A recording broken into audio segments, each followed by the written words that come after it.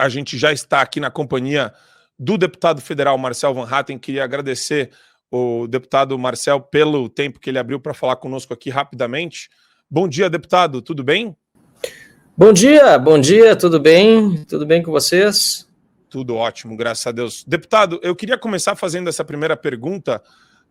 Depois dessa situação toda que você viveu, eu vejo que muita gente se solidarizou com você, você está indiciado, mas eu preciso saber, o Congresso Nacional, a Câmara dos Deputados, na figura do Arthur Lira, está preparando uma reação? Existe, pelo menos, um mínimo de espírito corporativista também no que se refere àquilo que a gente tem falado, e você tem agido de maneira tão eloquente, que é a CPI do abuso de autoridade e também uma postura de firmeza do Congresso Nacional contra esses abusos?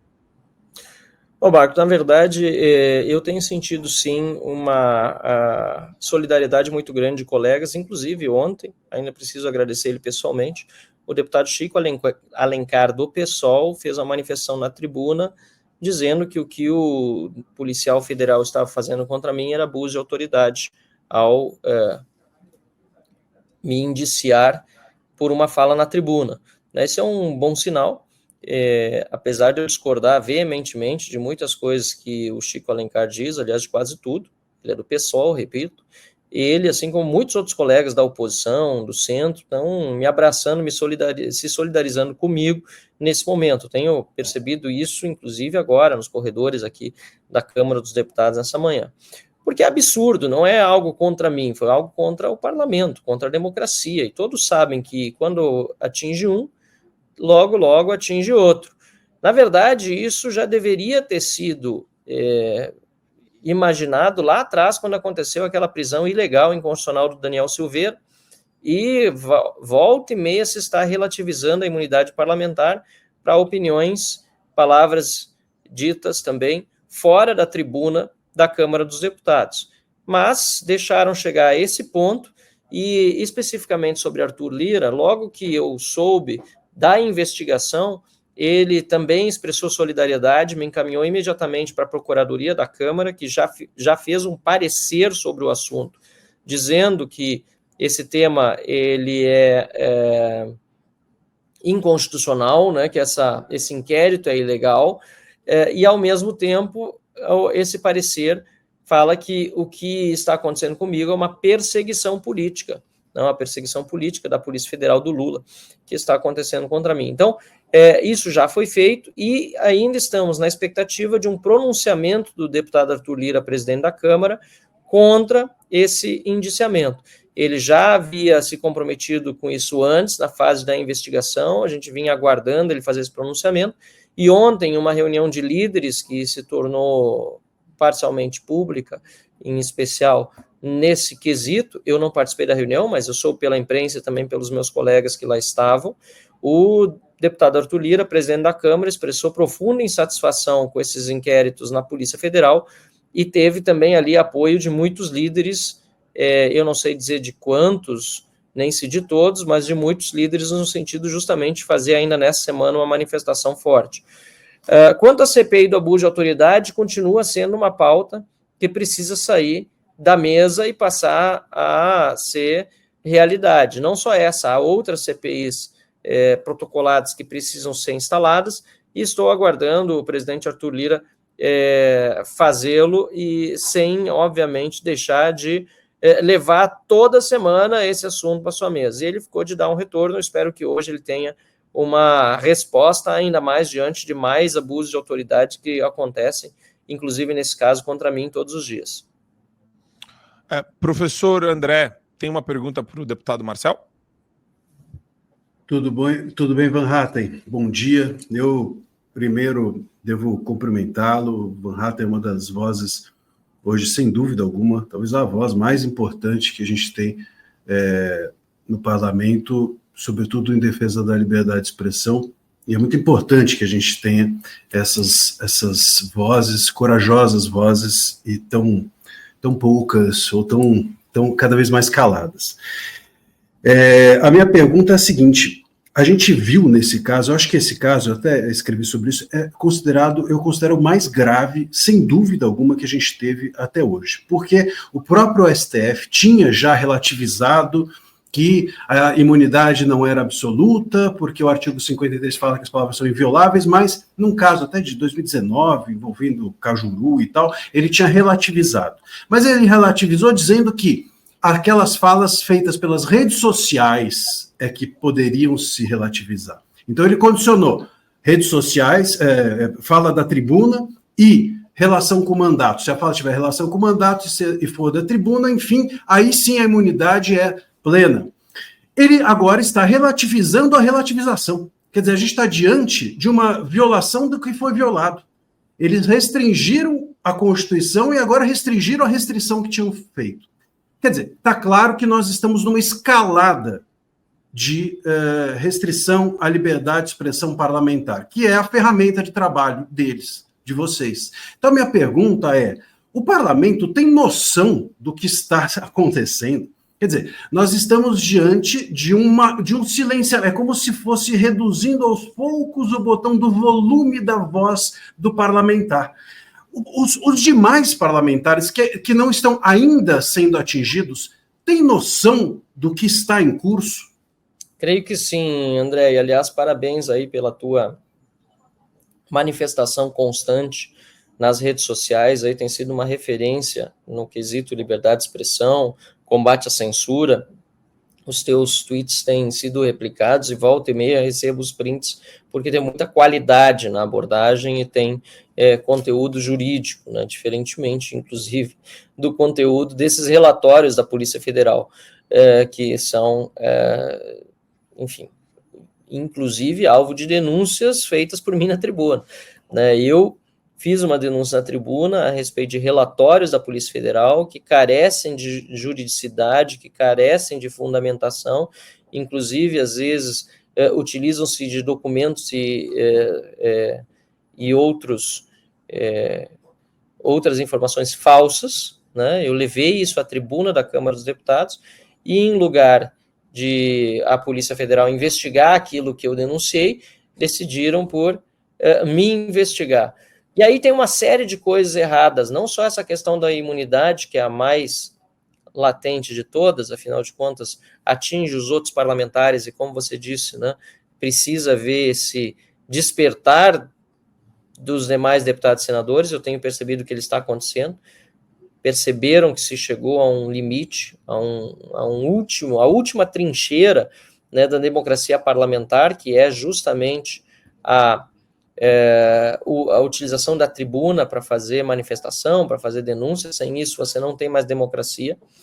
E, além disso, o que a gente vê nesse caso específico é a Polícia Federal. É verdade que com a assinatura posterior, né, para a abertura do inquérito do ministro Flávio Dino, que, não obstante, foi também chefe da Polícia Federal há poucos meses, ou seja, ele conhece toda essa estrutura que se moveu para perseguir uma pessoa que criticou e denunciou a própria Polícia Federal. Então, isso também está absolutamente errado, é uma coisa que passa, às vezes, à margem de toda a discussão, porque, obviamente, a questão mais gritante é a do ataque à imunidade parlamentar, né? Mas, assim como a gente vê no Supremo Tribunal Federal um mesmo ministro sendo vítima, sendo denunciante, sendo investigador e sendo julgador, nesse caso específico meu, também a própria Polícia Federal me investiga e me indicia por uma manifestação que eu fiz contra um policial federal também, e com a assinatura da abertura de inquérito por Flávio Dino, que foi o chefe da Polícia Federal até poucos meses atrás. Então, quer dizer, é uma situação completamente absurda também, e que só reflete esse estado de coisas maluco que a gente está vivendo no Brasil, para não dizer horroroso, né? Completamente inconstitucional e ilegal. O que nós estamos vendo hoje é, de fato, uma consolidação de um estado de exceção, de um estado policial, né, na pior acepção do termo, e só conheço acepções horríveis para esse termo, e para essa expressão, perdão, e, lamentavelmente, agora nós estamos tendo que lidar com muitas das consequências desse estado policial, porque as causas não foram suficientemente atacadas nem atacados a tempo. Eu sei que o deputado está com um tempo escasso, mas eu queria jogar para o Didi uma pergunta derradeira. Você consegue, Marcel, mais um pouquinho com a gente? Vamos lá, que nós temos o Credem daqui a pouco, e aí também certo sobre o horário de início, então a qualquer momento tem que sair correndo lá. Perfeito. Até para informar a todos, antes de passar para o Didi, satisfação estar contigo também aqui, o Felipe Martins viria para uma audiência pública que a gente aprovou aqui, e o ministro Alexandre de Moraes, imaginem, ele proibiu o Felipe Martins de participar de uma audiência pública e na decisão disse que se ele participasse, ele seria preso. Ou seja, de fato, o Felipe Martins hoje está em prisão domiciliar, ele está com medidas cautelares, mas ele está em prisão domiciliar. Isso depois de ter sido provado que ele não saiu do país e a fundamentação para a prisão dele era baseada em um relatório que tinha informações falsas de uma entrada fraudada em território americano. E não obstante tudo isso, ele segue cumprindo medidas abusivas cautelares e mesmo diante da aprovação da Comissão de Relações Exteriores e Defesa Nacional da Câmara dos Deputados para que ele participasse de uma audiência pública para explicar esse tema que é realmente importantíssimo para o Brasil e para as nossas relações internacionais, mesmo diante dessa aprovação da Câmara dos Deputados, Alexandre de Moraes proíbe a participação de Felipe Martins aqui. Esse é mais um tema que eu vou discutir com o presidente da Câmara, Arthur Lira, porque é inadmissível que outro poder interfira dessa forma na independência que deve ter o Poder Legislativo. Sem dúvida. Didi. Bom, deputado, é uma satisfação falar com o senhor aqui pela primeira vez. Eu te acompanho, evidentemente, por força do meu trabalho, o senhor aí na sua profissão. Continue lutando pela liberdade do povo brasileiro, principalmente pelos que estão presos, os patriotas que estão presos aí através de uma pressão para que o senhor possa fazer aí para que esse projeto da anistia, ou que pelo menos essa comissão saia o mais rápido possível. Eu, na qualidade de um asilado político, te peço isso. Mas eu gostaria de falar justamente sobre o seu caso agora, que é o caso aonde o senhor foi indiciado aí pela Polícia Federal. Veja bem, o responsável pelo relatório que incluiu o senhor, o delegado da PF, Marco Bontempo, argumentou o seguinte: consagradas como garantias constitucionais tanto a liberdade de expressão quanto a imunidade parlamentar, não possuem, assim como nenhum outro direito fundamental, caráter absoluto. Ou seja, pelo que eu entendi aí, ele está dizendo que o senhor pode falar, mas não pode falar tanto. E o senhor estava como representante do povo brasileiro lá dentro do seu local de trabalho.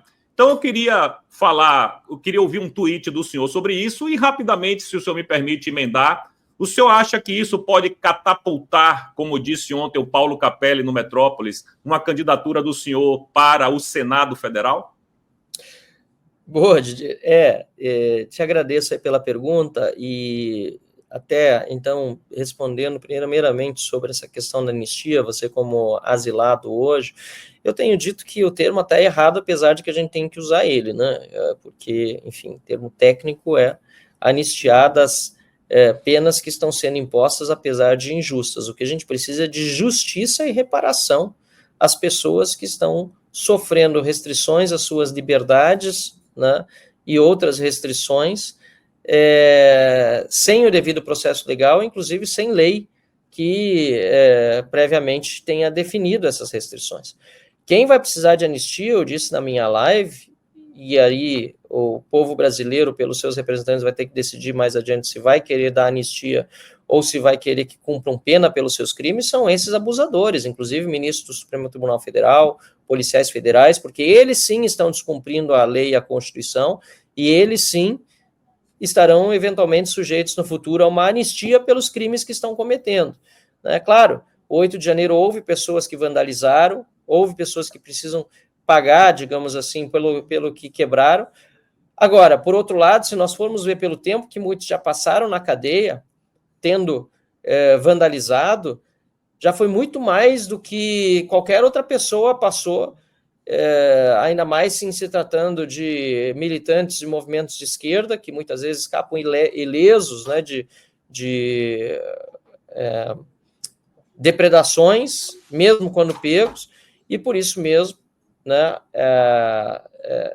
nós não podemos falar em anistia quando a pena passa e muito aquilo que está definido em lei. Na verdade, é uma busca de justiça e de reparação que eu não tenho dúvida vai acontecer no futuro. E aí, respondendo à tua segunda pergunta, isso vai acontecer quando a gente tiver realmente maioria no Senado, né? Paulo Capelli fez uma matéria até sobre isso, dizendo que a minha candidatura, ou pré-candidatura, né, ao Senado da República em 2026 foi beneficiada.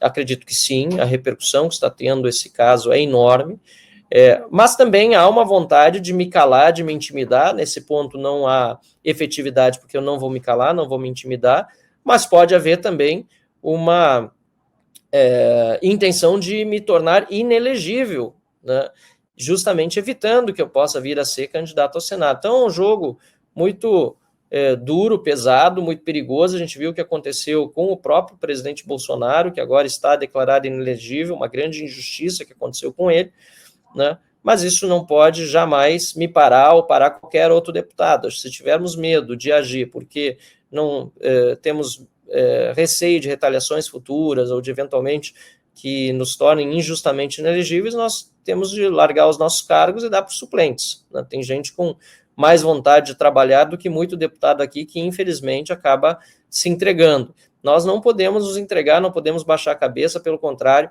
a gente precisa representar o eleitor que está, assim, completamente desiludido de um lado com o que está acontecendo no Brasil, mas desejoso, por outro, de ver ação e manifestações contundentes dos parlamentares que hoje estão na Câmara e no Senado.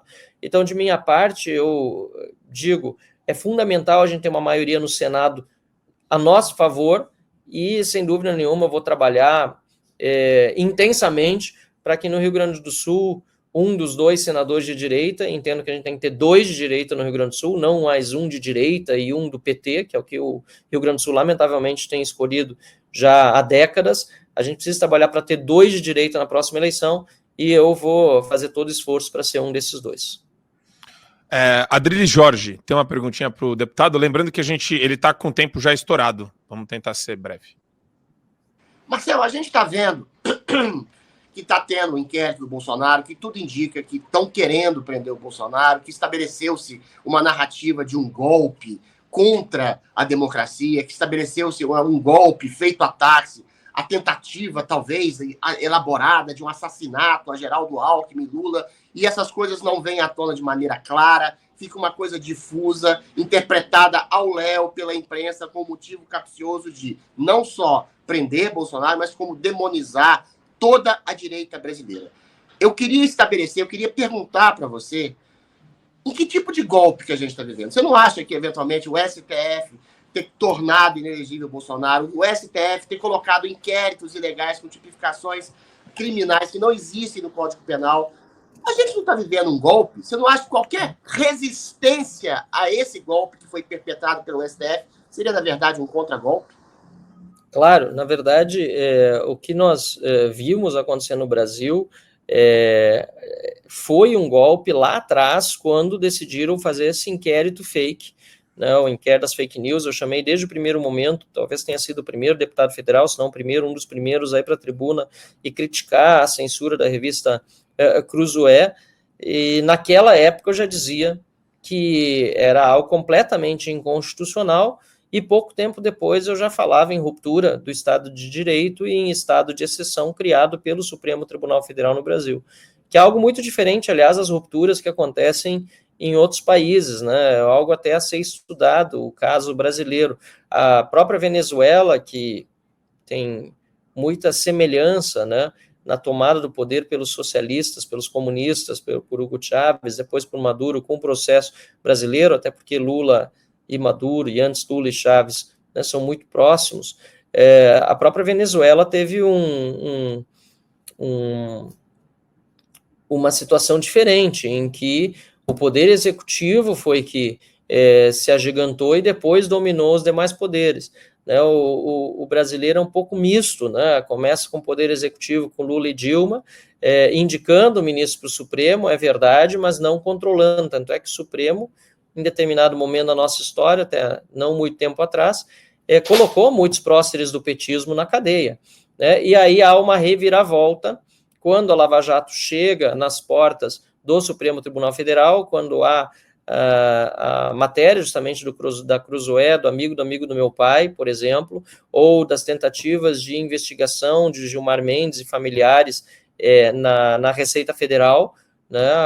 Então, quando começa a chegar no Supremo Tribunal Federal, muda-se o contexto e quem domina a situação e dá o golpe, como você está dizendo aí, eu concordo, é o Supremo Tribunal Federal. E aí nós vivemos nessa situação em que nós tínhamos um presidente que, apesar de todas as manifestações, a forma como muitas vezes eram interpretadas ou mal interpretadas, não saiu das quatro linhas e aceitou, inclusive, cumprir ordens que, na minha visão, né, eram justamente inconstitucionais. Aliás, na visão de qualquer pessoa, né, que lê a Constituição, como, por exemplo, a indicação do Ramagem ao Ministério da Justiça, que foi vetada pela Suprema Corte sem um amparo realmente constitucional. Então, nós vimos essa dominação da Suprema Corte sobre o processo político, e hoje a gente vê um país em que o golpe foi dado no passado, e estão usando as mesmas narrativas que nós vimos acontecer, por exemplo, na Venezuela, sobre, né, tentativa de mandar matar o presidente da República, vice-presidente, ministro da Suprema Corte, com o agravante que a Suprema Corte agora julga, né, investiga, tem vítimas no processo e tem, por exemplo, poder total. Agora começa timidamente a imprensa a se manifestar contrariamente, a imprensa que lá atrás, né, foi solidária à questão da revista da Cruzoé, mas depois de resolvida aquela questão da Cruzoé, mal resolvida, mas foi, acabou passando a se aliar com os abusadores, e agora, depois de todo esse período ao lado dos abusadores, né, alguns editorialistas começam a perceber que a coisa saiu do controle e começam a criticar. Mas, apesar de estarem criticando, sempre fazem referência ao período eleitoral como se fosse necessária a censura naquela época. Eu acho isso de uma hipocrisia enorme.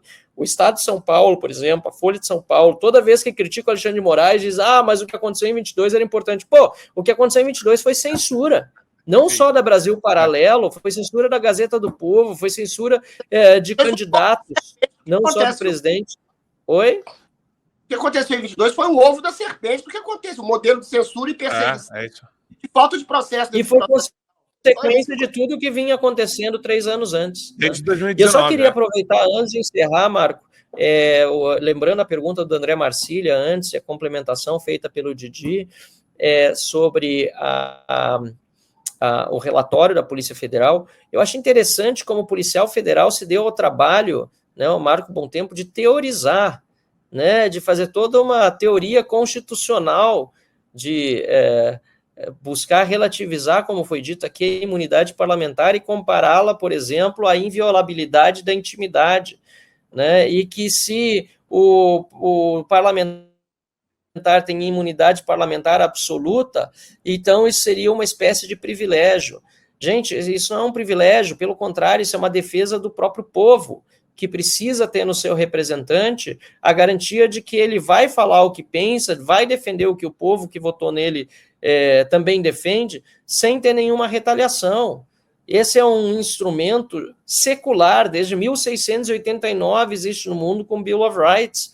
É de uma ignorância tremenda tentar relativizar isso. A única relativização que se admite desse conceito, para não dizer que é absoluto, porque realmente nada na vida é completamente absoluto, né? Só Deus, admite-se no caso em que o Conselho de Ética da Câmara for acionado e os pares do deputado forem tratar desse assunto. E ainda assim é algo muito raro de acontecer, porque todos aqui sabem que no momento que você censurar a palavra de um, ou encontrar um motivo para relativizar aquilo que se disse na tribuna, você vai entrar num terreno pantanoso de começar a tentar regular o que qualquer outro deputado diz.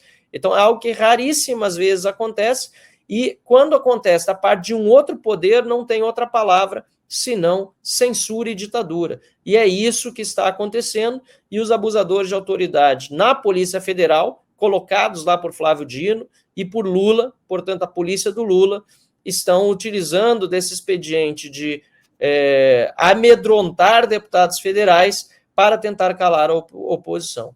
A única coisa que eu digo para concluir aqui é que não só não conseguiram me calar, como fizeram, através do meu caso, ficar ainda mais conhecido o caso do abuso cometido contra Felipe Martins. Porque em cada entrevista que eu dou, eu falo do caso, eu explico o que aconteceu. Quando eu chego nos Estados Unidos ou na Inglaterra, onde estive recentemente, ou em qualquer outro país democrático, e eu digo como uma forma de quebrar o gelo, de começar a conversa, que eu estou sendo, na época, quando eu viajei para lá, ainda investigado, agora indiciado por uso da tribuna, se espantam, dizem que isso é absurdo, e aí eu explico o caso, e aí veem que o caso também é absurdo, ou seja, a única coisa que conseguiram com isso foi tornar ainda mais famoso o Fábio Alvarez Shor, tornar ainda mais famoso esse caso escabroso do Felipe Martins, dos abusos de autoridade e da ditadura togada e do Lula que nós vivemos hoje no Brasil. Deputado, se me permite... Pois não. Pois não, André. Pode ir, André. Não, só um comentário. Eu sempre digo, a censura ela acaba sempre expondo o censor ao ridículo. Inicialmente constrange o censurado, mas o tempo se incumbe de expor ao ridículo o censor. E só um pequeno comentário também, essa questão, a imunidade, a liberdade de expressão do parlamentar, ela é mesmo mais privilegiada do que a dos outros, porque ele representa a coletividade. O ofendido, ele representa um direito individual, e o parlamentar, ele representa quem o elegeu. Então tem ali uma coletividade que fala por ele. Isso não tem nada a ver com liberdade de expressão absoluta, é um erro ali conceitual de percepção do que é o que mesmo nesse indiciamento. Mas se os policiais federais estão fazendo relatórios, não conseguem perceber nem concordâncias verbais e nominais, vai querer que eles percebam esse tipo de discussão mais filosófica e teórica.